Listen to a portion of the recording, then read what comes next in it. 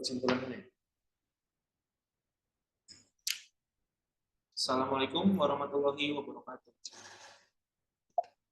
Pada kesempatan kali ini, kami akan menjelaskan tentang analisis ekonomi atas hukum dalam mata kuliah audit hukum dan pendapat hukum. Kelompok kami terdiri dari Gede Lintang Pesada, Muhammad Maulana Ibusi di Krifkin TV Abdiansyah, Arta Prima Devanda Julianto.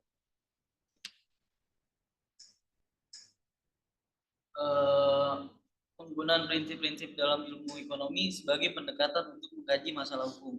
Ekonomi adalah alat yang ampuh untuk menganalisis berbagai pertanyaan hukum. Economics Analysis of Law secara sederhana menggambarkan bagaimana pembangunan hukum yang ditinjau dari perkembangan, konsep-konsep dasar, dan pertimbangan ekonomis untuk dapat mendudukkan hakikat persoalan hukum sehingga pembangunan hukum dan pengembangan ekonomi dapat selaras. Sehingga dengan itu dapat menjamin dengan lapangan perniagaan. Terkhusus kepentingan ekonomi merupakan salah satu indikator yang paling kuat yang mempengaruhi penciptaan hukum. Secara garis besar, analisis ekonomi atas hukum menerapkan pendekatan untuk memberikan sumbangan pikiran atas dua permasalahan dasar terkait aturan-aturan hukum yang bersifat positif maupun deskriptif, yang menjelaskan tingkah laku manusia secara orang perorangan maupun perusahaan yang melakukan kegiatan ekonomi. Dalam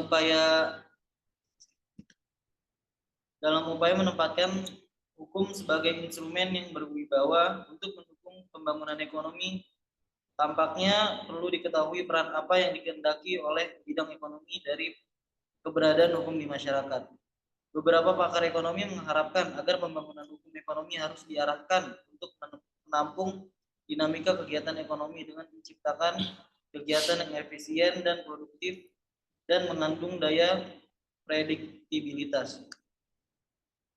Dengan demikian, dalam rangka meningkatkan daya saing bangsa di dunia global diperlukan politik hukum dalam kaitannya dengan pembangunan hukum ekonomi. Politik hukum di Indonesia mengarahkan pembangunan hukum untuk mendukung terwujudnya pertumbuhan ekonomi yang berkelanjutan, mengatur permasalahan yang berkaitan dengan ekonomi, terutama dunia usaha dan dunia industri secara menciptakan kepastian investasi, terutama penegakan dan melalui pembaharuan materi hukum, dengan tetap memperhatikan kemajemukan tatanan hukum yang berlaku dan pengaruh globalisasi sebagai upaya untuk meningkatkan kepastian dan perlindungan hukum, penegakan hukum dan hak asasi manusia, kesadaran hukum serta pelayanan hukum yang beriringan keadilan dan kebenaran, ketertiban dan kesejahteraan dalam rangka penyelenggaraan negara yang semakin tertib, teratur, lancar, serta berdaya. Sejak awal adanya analisa ekonomi atas hukum dan ekonomi dikatakan banyak pakar, dimulai dari ajaran Bentham dari 1789 yang menawarkan jalan tengah antara kepastian dan keadilan dengan mengemukakan inti ajaran kemanfaatan yang dikenal dengan istilah utilitarian. Bidang analisis ekonomi atas hukum atau yang dulunya dikenal sebagai Economic Analysis of Law dianggap muncul pertama kali melalui pemikiran multidisipliner Jeremy Bentham 1789 yang menguji secara sistematik bagaimana orang bertindak berhadapan dengan insentif hukum dan mengevaluasi hasil-hasilnya menurut ukuran kesejahteraan social welfare. Pemikiran multirasialisme hukum Bentham tersebut tersebar dalam tulisan-tulisannya berupa analisis atas hukum pidana dan penegakannya, analisis mengenai hak milik, hukum kepemilikan, dan substansial treatment atas proses hukum.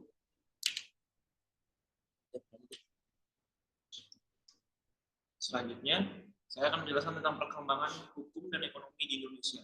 Tidak dapat dipungkiri bahwa unsur ekonomi dalam pembuatan kebijakan, baik pada tingkat pembentukan, implementasi, maupun enforcement peraturan perundang-undangan, telah sangat berpengaruh di Indonesia. Secara resmi, garis Besar Haluan Negara atau GBHN menetapkan salah satu arah kebijakan program pembangunan nasional di bidang hukum, yakni mengembangkan peraturan perundang-undangan yang mendukung kegiatan perekonomian dalam menghadapi era perdagangan bebas. Tentunya arah kebijakan tersebut merupakan satu indikator kuatnya pengaruh atau tujuan ekonomi dalam perkembangan hukum di Indonesia. Lalu, memang secara teoritis, konseptual, aliran analisis ekonomi atas hukum belum fenomenal dan melembaga di Indonesia. Sebagaimana menimpa juga aliran-aliran hukum lain. Sehubungan dengan gejala tersebut, relevan mengemukakan pendapat Ifdal Qasim bahwa di Indonesia, kajian-kajian yang merupakan kritik teori atau doktrin atas suatu paradigma atau pendekatan tertentu dalam kajian hukum kurang berkembang.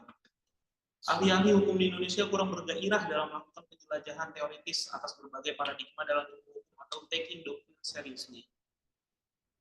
Meskipun demikian, perbincangan mengenai analisis ekonomi atas hukum bukannya sama sekali tidak ada. Hal ini dapat dilihat dari misalnya dalam teks Horatio Dies Universitas Katolik Parahyangan Bandung pada tahun 1995 dengan mengemukakan kerangka berpikir. Berdasarkan pengamatan empiris, supaya perlindungan lingkungan yang hanya digantungkan pada penggunaan instrumen hukum terbukti kurang efektif. Praktek-praktek perlindungan lingkungan di negara lain ternyata sudah menerapkan konsep mixed tool of compliance, di mana instrumen ekonomi merupakan salah satu insentif yang membuat potensial pencemar mematuhi ketentuan hukum lingkungan. Terdapat ketentuan dalam peraturan perundang-undangan bidang lingkungan hidup yang memberikan dasar hukum yang kuat untuk menerapkan konsep mixed tool of compliance. Concern atas pendekatan ekonomi terhadap hukum juga diberikan oleh Chi Kian Wei. Untuk menekannya, perlunya aspek ekonomi diperhatikan dalam implementasi Undang-Undang Nomor 5 Tahun 1999 dengan mengemukakan bahasan pengkategorian monopoli, persaingan tidak sehat, kartel, price fixing, market division, merger, cross shareholding, dan sebagainya. Tidak kalah menariknya juga pembahasan Heru Suraptono dalam hukum perbankan dengan pendekatan ekonomi. Sambil mengutip pendapat dari Posner, ia menyatakan bahwa ilmu ekonomi merupakan suatu alat yang tepat untuk melakukan analisis terhadap permasalahan-permasalahan hukum yang terjadi di lingkungan kita. Pendekatan analisis ekonomi terhadap hukum ini belum berkembang di Indonesia. Walaupun begitu, pemikiran-pemikiran ataupun dasar-dasar ilmu ekonomi sudah diterapkan dalam bentuk ketentuan-ketentuan dalam hukum perbankan. Krisis ekonomi Indonesia pada tahun 1998 berdampak sangat buruk terhadap perekonomian negara kita. Hampir di seluruh sektor, termasuk sektor industri, baik industri besar maupun industri kecil, merasakan dampak dan krisis dari ekonomi tersebut. Tidak sedikit pelaku bisnis yang terpaksa gulung tikar karena tidak mampu bertahan dengan krisis ekonomi lain yang mendalam. Akibatnya, jumlah pengangguran meningkat secara pesat. Banyak perusahaan yang melakukan efisiensi dan restrukturasi alias pemutusan hubungan kerja atau PHK massal. Harga bahan baku meningkat tajam, sementara produksi barang dan jasa tidak laku, sehingga membuat sektor ekonomi mikro dan makro sulit untuk bertahan.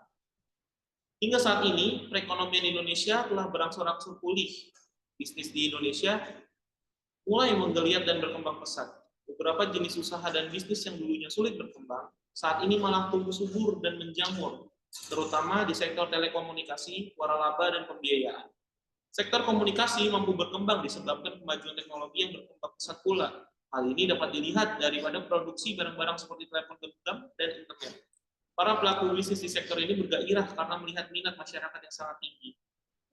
Jenis bisnis lain yang berkembang pesat adalah bisnis waralaba atau franchise, yang dulunya didominasi oleh pelaku bisnis asing seperti KFC, McDonald, dan Pizza Hut. Saat ini telah ikut pula bersaing para pelaku bisnis lokal seperti Indomaret, SR77, dan lain sebagainya.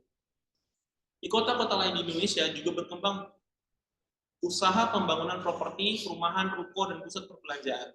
Perkembangan perekonomian di Indonesia dapat dicermati dari berkembangnya data usaha mikro kecil dan menengah. Data pada tahun 2006 menunjukkan seluruh unit usaha di Indonesia telah mencapai angka 45,7 juta unit usaha. Dan pada bulan Juni tahun 2011 semakin berkembang hingga menjadi 51 juta unit usaha. Kondisi tersebut di atas melatar belakangi lahirnya hukum bisnis sebagai salah satu bidang hukum di Indonesia. Hukum merupakan social control, sehingga diharapkan hukum bisnis juga menjadi pengawal yang mengatur dan mengawasi dunia usaha di negeri ini. Dengan hadirnya hukum bisnis di tengah-tengah masyarakat, diharapkan para pelaku bisnis dapat terhindar dari kerugian bisnis. Selain itu, hukum bisnis juga diharapkan mampu untuk mencegah praktik monopoli lebih dini. Sebagai pengawal, hukum bisnis diharapkan mampu memberikan perlindungan dan keamanan bagi seluruh pelaku bisnis, konsumen, dan masyarakat luas. Oleh karena itu, pelaku bisnis dan dunia usaha serta masyarakat luas pada dasarnya memang membutuhkan kehadiran hukum bisnis.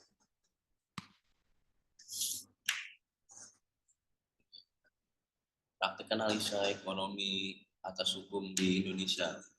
Ilmu hukum dan ilmu ekonomi ini memang saling bersinergi, saling menutup dan mengisi celah-celah kosong, ruang-ruang kosongan hukum yang ada di Indonesia. Sebagai contoh, dalam era globalisasi ini, ekonomi dan liberasi perdagangan membuat peluang pasar dan transaksi perdagangan itu semakin kompleks. Oleh karena itu, hukum dituntut untuk mampu sebagai alat untuk merekayasa sosial dalam artian mengatur perilaku manusia sebagai pelaku usaha, yang mana pelaku usaha ini sangat berdampak besar terhadap perkembangan ekonomi negara. Kemudian dalam hal praktik analisa ekonomi atas hukum di Indonesia ini, yang menjadi concern itu adalah letak keterbatasan hukum normatif yang ada di Indonesia. Dalam artian hukum yang mengatur secara spesifik tentang suatu permasalahan di lapangan perniagaan.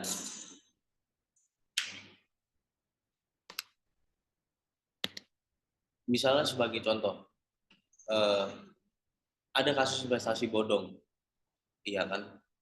Kalau misalkan itu udah masuk ke pidana, menurut saya itu justru malah semakin banyak merugikan si pelaku usaha atau si investor. Kenapa demikian? Karena begini, untuk menyelesaikan suatu perkara pidana kita harus memasukkan laporan ke polisi, belum melakukan penyidikan dan sebagainya, yang mana hal itu sangat memakan waktu dan memakan biaya. Udah gitu uangnya enggak balik, karena yang namanya penipuan itu biasanya asetnya disita oleh negara. Duit balik enggak, boncos iya. Nah, itulah yang saya maksud sebagai kekosongan hukum yang mengatur secara spesifik tentang sesuatu perdagangan di lapangan niaga dan sebagainya yang berkaitan dengan investasi. Berdasarkan dari semua uraian yang telah menjelaskan, tentunya terdapat beberapa hukum yang spesifik mengatur terkait penyelesaian sengketa terhadap kasus-kasus yang telah disebutkan. Namun demikian, masih terdapat kekosongan hukum yang belum bisa mengimbangi perkembangan ekonomi. Terkhusus pada era digital ini, di mana banyak sekali kegiatan ekonomi yang dilakukan melalui e-commerce atau platform berbasis aplikasi. Dengan demikian, maka hukum diharapkan dapat menjadi alat untuk memelihara ketertiban dan keamanan. Hukum sebagai sarana pembangunan, hukum sebagai sarana penegak keadilan, hukum sebagai sarana pendidikan masyarakat. Oleh karena itu, kegiatan ekonomi sebagai salah satu kegiatan sosial juga perlu diatur dengan hukum agar sumber daya ekonomi, pemanfaatan dan kegiatannya dapat berjalan dengan baik dan mempertimbangkan sisi keadilan bagi para pelaku ekonomi. Pertama, hukum diharapkan dapat berfungsi. Yang kedua, dengan hukum dapat berfungsi, maka pembangunan ekonomi pun akan mudah untuk direalisasikan. Dengan adanya uraian ini, kami harap teman-teman dapat memahami bagaimana proses analisa ekonomi atas bekerjanya hukum, dan bagaimana perkembangan serta pembuatan hukum-hukum yang baru mengatur lalu lintas perniagaan, sehingga peraturan hukum baru tersebut dapat menjamin dan mengisi kekosongan hukum pada lalu lintas ekonomi yang terus berkembang pesat, sehingga para pelaku usaha, pebisnis, dan para investor lebih terjamin dengan adanya kepastian hukum. Sekian dari kelompok kami, kurang lebihnya mohon maaf. Terima kasih. Wassalamualaikum warahmatullahi wabarakatuh.